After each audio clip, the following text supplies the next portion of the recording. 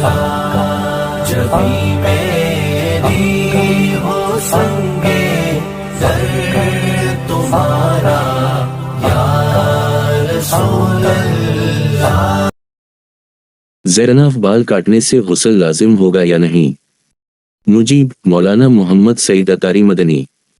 فتویٰ number what 2178۔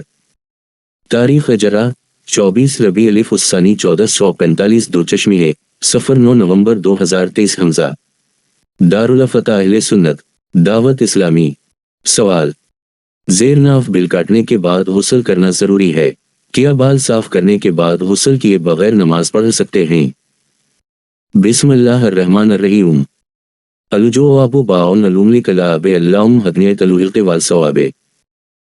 جسم کے غیر ضروری بال، معذیر ناف، بغل وغیرہ کے بال صاف کرنا موجبات غسل یعنی غسل واجب کرنے والی چیزوں میں سے نہیں ہے، لہذا ان کو صاف کرنے پر غسل واجب نہ ہوگا، یعنی ان بالوں کو صاف کرنے کے بعد غسل کرنا ضروری نہیں ہے، بلکہ بے طہارت یعنی وضو کر کے نماز و دیگر عبادات کی ادائیگی کر سکتے ہیں۔